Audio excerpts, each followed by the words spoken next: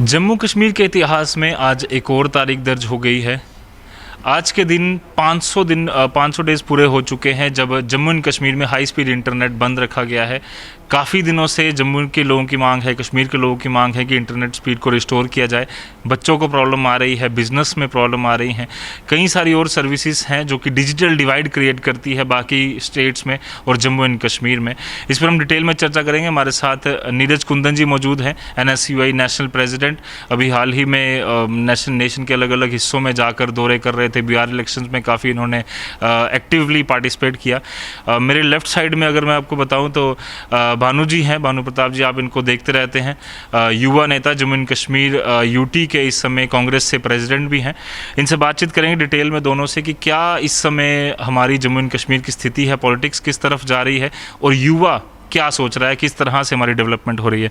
नीरज जी, स्वागत है आपका द न्यूज़ नाउ पर। धन्यवाद। सबसे पहले तो रजत जी, आपका और आपकी पूरी टीम का द न्यूज़ नाउ को मैं धन्यवाद करना चाहूँगा। नीरज जी, आप अभी अलग अलग स्टेट्स में गए। डिजिटल डिवाइड एक टर्म हमने कुछ सालों पहले सुनी थी कि एक स्टेट में इंटरनेट इतनी अच्छी स्पीड पर चल रहा है। आज जम्मू एंड कश्मीर के इतिहास में 500 दिन पूरे हो चुके हैं, जम्मू एंड कश्मीर में हाई स्पीड इंटरनेट नहीं है। एक बहुत बड़ी या इसे अचीवमेंट कहें, ये यूँ कहें कि हमारी ये एक ऐसी चीज़ है जो हमें मिलनी चाहिए थी बट अभी तक नहीं मिली। देखिए, ये तो मेरे ख्याल से आज़ाद भारत में इससे ज़्यादा जो रीजनल डिवाइड है हमने आज तक कभी नहीं देखा। और ये भाजपा का जम्मू कश्मीर के अवाम के लिए जो है ये इतना बड़ा तोहफ़ा है कि जो तोहफ़ा कोई भी स्वीकार नहीं करना चाहता है। 500 दिन हो गए हैं आज इंटरनेट बंद होने का, जिसके कारण खासकर इस कोविड के टाइम पे अगर आप देखेंगे कि अगर मैं स्टूडेंट फर्टर्निटी की बात करूं तो सबसे ज़्यादा नुकसान उन्हें हुआ। हर एक पूरे हमारे देश भर में जो ऑनलाइन क्लासेस जो हैं वो बच्चे जो हैं इंटरनेट के थ्रू ले पा रहे हैं, लेकिन हमारे प्रदेश के जो बच्चे हैं वो इस चीज़ से वंचित रहे। वो इसलिए वंचित रहे क्योंकि यहाँ पे 4G जो स्पीड है वो नहीं है। अभी आप देखें 5G तक हमारा देश पहुँचने वाला है, 5G इंस्टॉल होने वाला है, 5G तक पहुँच गया और हमारे जम्मू कश्मीर वाले अभी तक जो है 2G पे अटके पड़े हैं। और इसका जो सीधा नुकसान है वो ना केवल स्टूडेंट फर्टर्निटी को है, अगर आप इसका लार्जेस्ट पर्सपेक्टिव देखें तो उसका नुकसान बिजनेस कम्युनिटी को भी है। उसका नुकसान सीधे टूरिज़्म पे भी पड़ता है क्योंकि जम्मू कश्मीर एक टूरिज़्म स्टेट कहा जाती है। यहाँ पे जम्मू में अगर आप देखेंगे वैष्णो माता धार्मिक स्थान है, यहाँ पे देश भर से लोग यात्री यहाँ पे आते हैं। कश्मीर में लोग घूमने जाते हैं, जम्मू से होकर जाते हैं। जब उन्हें वहाँ से बैठकर पता चलता है कि जम्मू कश्मीर में 4G जैसी इंटरनेट सेवा यहाँ पे अभी तक उपलब्ध नहीं है, तो कई ऐसे लोग हैं जो यहाँ पर नहीं आते और उसका सीधा इफेक्ट जो है आम आदमी को पड़ रहा है। तो मुझे लगता है कि सोई हुई सरकार जो है, जो सत्ता के नशे में चूर है, भाजपा की सरकार, इनको जागने का अब इनका समय आ चुका है कि ये जल्द से जागे और ये एक बेसिक नेसेसिटी है, मैं कह रहा हूँ आज की डेट में इंटरनेट जो है, और उस नेसेसिटी को दिया जाए। जी, भानु जी भी हमारे साथ मौजूद है। भानु जी, जब इंटरनेट की बात आती है तो सरकार कहती है कि अभी हालात ठीक नहीं है। DDC इलेक्शंस अभी चल रहे हैं, 8वां फेज़ कल उसका होगा, कंप्लीट होंगे, 22 को रिजल्ट आएगा। उसके अलावा बैक टू विलेज के प्रोग्राम हुए, टाउनशिप के अलग अलग प्रोग्राम्स हुए, कई सारे प्रोग्राम चल रहे हैं। उसके लिए अगर हालात ठीक हैं तो 4G इंटरनेट के लिए क्या ऐसी कमियाँ रह गई हैं कि वो हालात ठीक होंगे तब 4G रिस्टोर होगा? देखिए, ये बिल्कुल सही सवाल है आपका और यही हम पूछना चाहते थे। ये जो हमारे इलेक्शंस हैं ख़त्म होने के बाद हम सड़कों में आकर यूथ कांग्रेस प्लान भी कर रही है और आपने पहले ही ये सवाल पूछ लिया कि अगर DDC इलेक्शन अच्छे से हो सकते हैं, बैक टू विलेज हो सकता है, तो इसका मतलब एक चीज़, आप सिक्योरिटी जो बोलते हो इसका मतलब नॉर्मल है, तभी अच्छे से डेमोक्रेसी में सब पार्टी पार्टिसिपेट ले रहे हैं। तो 4G क्यों नहीं हो रहा? अब 4G, हमारी सबसे पहले डिमांड यही है कि 4G पहले करो। अगर आप 4G करोगे उससे क्या होगा, जो आप आज मेरा इंटरव्यू ले रहे हो या नीरज जी का इंटरव्यू ले रहे हो, अगर 4G में ये लेते तो इसकी रीच ज़्यादा बढ़ती, इसमें कोई शंका नहीं है। हाँ, और जो गलतियां हैं बीजेपी इसलिए नहीं करना चाहती, मैं पिछले 1 साल से बोल रहा हूं कि जो गलतियां बीजेपी ने पिछले 1-1.5 साल से की हैं और जो गलत काम उन्होंने किया है हमारी स्टेट को UT बनाकर, जम्मू कश्मीर के डोगरों को, कश्मीरियों को धोखा नहीं सिर्फ दिया, महाराजा हरि सिंह जी के जो लाए हुए यहाँ पे कानून थे, चाहे हमारी ज़मीनों की प्रोटेक्शन का या नौकरियों की प्रोटेक्शन का, वो लॉ हटाकर महाराजा हरि सिंह जी की इन्होंने इंसल्ट की है, उनकी बेइज्जती की है और पूरे जम्मू कश्मीर के लोगों की बेइज्जती की है। ये चीज़ें लोगों तक नहीं पहुँचे, इसलिए 4G ये नहीं ला रहे। सिंपल सा एजेंडा है और कोई इशू नहीं है। दूसरा, जब 4G ला देंगे तो हमारी जो डिमांड्स हैं, हम बोल रहे हैं हमें स्टेट का दर्जा वापस दीजिए, हमें नौकरियाँ नौकरियां वापस दीजिए, प्रोटेक्शन, हमारी लैंड दीजिए, तो वो लेकिन ये सिर्फ एक ही चीज़ पे करना चाहते हैं कि 4G ना मिले, ताकि ऑपोजिशन की आवाज़ और मीडिया का जो कह रही है मीडिया, वो लोगों तक ना पहुंचे। और अपनी नाकामियों को छुपाने के लिए बीजेपी 4G यहाँ पे नहीं लाना चाहती, और कोई रीज़न नहीं। ये एक काफ़ी बड़ी चीज़ इन्होंने बोली है।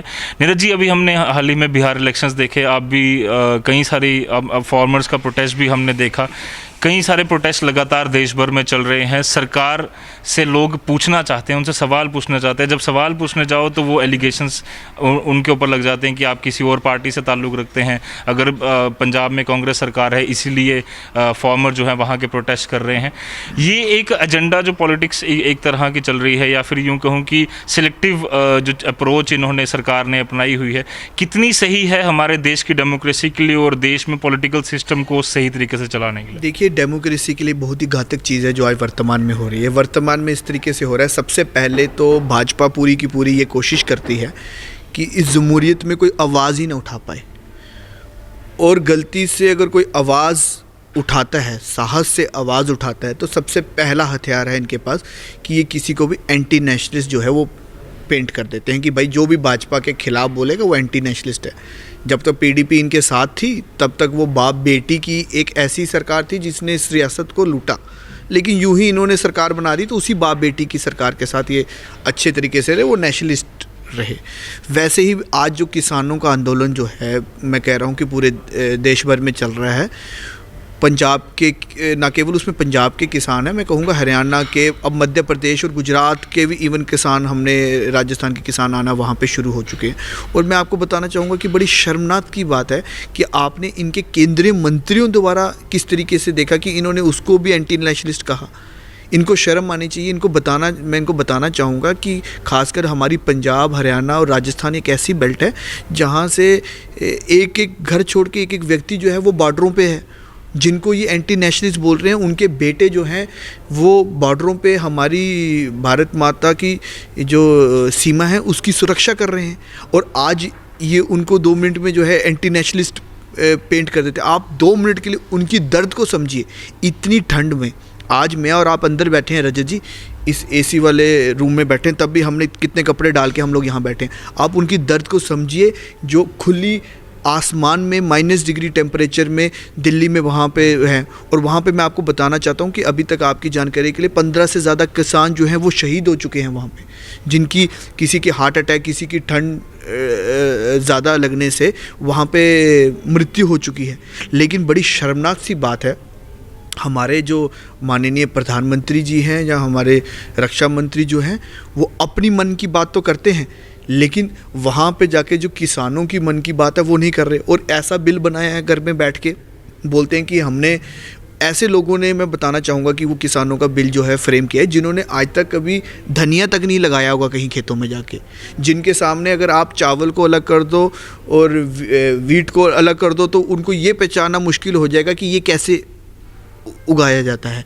तो उस किसानों के जो मतलब काला कानून है, जिसका सीधा सीधा मतलब उनका एक ही है कि किसी तरीके से जो इनके मित्र हैं अडानी और अंबानी, उनको किस तरीके से फ़ायदा दिलाया जाए, उसके लिए काला कानून बनाया है। लेकिन मुझे पूरा विश्वास है कि जो हमारे किसान भाई हैं, और अब किसान भाइयों की ये लड़ाई नहीं रह चुकी है, मैं आपको बताना चाहता हूँ, ये लड़ाई सिर्फ किसान भाइयों की नहीं है, ये लड़ाई जो है पूरे भारतवासियों की है। क्योंकि जब लास्ट में किसान के पेट पे लात बचेगी तो रजत जी, मैं और आप भी उन्हीं के बनाए हुए जो फूड है, जो उनका बनाया हुआ गेहूं है, चावल है, जो उत्पादन वो करते हैं वही हम लोग खाते हैं, ये हमारे पेट पे लात है। तो मुझे पूरा विश्वास है कि ये जो वर्तमान में जो सरकार जो सत्ता के नशे में चूर है, उनकी नींद तोड़ने का काम तो है ये आंदोलन करेगा। जी, जाते बनु जी, आखिरी सवाल आपसे पूछूंगा कि जम्मू का युवा सरकारों से ये उम्मीद कर रहा है कि जल्द से जल्द 4G रिस्टोर हो, और जॉब अपॉर्चुनिटीज़ जो धीरे धीरे कर जी केसेस भी निकाल रहा है, या फिर प्राइवेट कंपनीज वेट कर रही हैं बाहर से यहाँ आने पर, कब तक वो चीज़ें रिस्टोर हो जाएंगी सारी, और ताकि जम्मू कश्मीर का जो युवा है वो सेटिस्फाई होगा कि मेरे लिए अब सरकार सोच रही है? देखिए, हम तो चाहते हैं कल ही हो जाए, लेकिन जो हाल बीजेपी का लग रहा है मुझे नहीं लगता ये करने वाले हैं। सीधी सी बात है, जब कांग्रेस की सरकार आएगी पहले महीने में ये करके दिखाएंगे, स्टेट का दर्जा वापस लेके आएंगे और हमारी ज़मीनें और जॉब्स की जो सुरक्षा है वो भी वापस आएगी। आज की डेट में जैसे नीरज भाई भी कह रहे थे, स्टूडेंट्स ऑनलाइन पढ़ाइयाँ कर रहे हैं, हमारे बच्चे कहाँ, जम्मू कश्मीर के कितने फ़ोन हमें आते हैं भैया, हमारे जो कोलीग्स हैं, जो स्टूडेंट्स हैं, जो दिल्ली में, हरियाणा में, उनकी पढ़ाई यूपीएससी की तैयारी कर रहे हैं, हम नहीं कर रहे। तो हमारे एक नेता हैं जम्मू कश्मीर के जो कहते हैं चिंता नहीं करनी। तो जब इन बच्चों का मेरिट, जो आपने यहाँ पे ऑनलाइन सर्विसेज नहीं ले रहे, बच्चे पढ़ाई नहीं कर पा रहे, जब वो पीछे रह जाएंगे तो उनकी चिंता आप करोगे या फिर से ये डायलॉग मारोगे, चिंता नहीं करनी, आपका फ्यूचर स्पॉइल हो गया तो हो गया। जॉब्स की बात कर रहे हैं, उन्होंने बड़े अच्छे काम किए। जब यूटी बनाया, उन्होंने बोला यहाँ पे टूरिज्म बहुत ज़्यादा आएगा, यहाँ पे इन्वेस्टमेंट, और खासकर जम्मू में बहुत ज़्यादा इन्वेस्टमेंट आएगी, मिलिटेंसी खत्म हो जाएगी, करप्शन खत्म हो जाएगी। करप्शन चरम सीमा पर पहुँच चुकी है, ब्यूरोक्रेसी हावी है, आम आदमी की सुनने को तैयार नहीं है। मिलिटेंसी, हर दूसरे दिन हमारे जवान आर्मी के शहीद हो रहे हैं कश्मीर में। और यहाँ तक बात की निवेश की, तो जम्मू में कितना निवेश आया है यूटी बनने के बाद हम सब जानते हैं, कितनी नौकरियाँ आई हैं, कुछ नहीं आया, दिखावा है। बीजेपी एक्सपोज हो चुकी है और इस बात को यूथ कांग्रेस हो, एनएसयूआई हो, बार बार सड़कों में आके लोगों तक हम ये बात पहुंचाने की कोशिश कर रहे हैं और आप जैसे मीडिया के भाइयों की मदद से कर रहे हैं। लेकिन फिर से प्रश्न चिन्ह वहीं आता है, 4G क्यों नहीं? आपकी मेहनत, मेरी मेहनत ज़्यादा लोगों तक नहीं पहुंचे क्या, इसलिए 4G नहीं? या कोई सच में ऐसी सिक्योरिटी का इशू है? अगर ऐसा होता तो आज शांतिपूर्वक चुनाव हो रहे हैं, पूरे जम्मू कश्मीर में हो रहे हैं, सुरक्षा बलों की मदद से हो रहे हैं, आर्मी के जवान की मदद से। हर एक इंसान जो है जम्मू कश्मीर का सुरक्षित फील करके अपना वोट डालने जा रहा है। अगर इसमें कोई टेंशन की बात नहीं है तो 4G देना चाहिए। सिर्फ बीजेपी का पखंड है जो एक्सपोज हो चुका है। जी, धन्यवाद हमसे बातचीत के लिए नीरज जी और भानु जी। डिटेल में हमने चर्चा की 4G पर और उम्मीद करते हैं कि जल्द से जल्द रिस्टोर हो जाए। फिलहाल के लिए जो आदेश है उसके मुताबिक 25 तारीख तक अभी 2G सर्विसेज ही गांदरबल और उधमपुर को छोड़कर बाकी डिस्ट्रिक्ट्स में चलेंगी। उम्मीद है कि 25 के बाद जल्द से जम्मू एंड कश्मीर में 4G रिस्टोर हो। जो जिन भी लोगों को परेशानी आ रही है, चाहे वो बच्चे हैं, बिजनेस कम्युनिटी से हैं, उनकी जो परेशानियां हैं वो जल्द से जल्द हल हो और सरकार इस पर कोई ठोस नीति बनाकर लोगों के डेवलपमेंट के लिए कार्य करना शुरू करे। कैमरामैन कमल सिंह के साथ Rajat Vora, the news now, Jammu.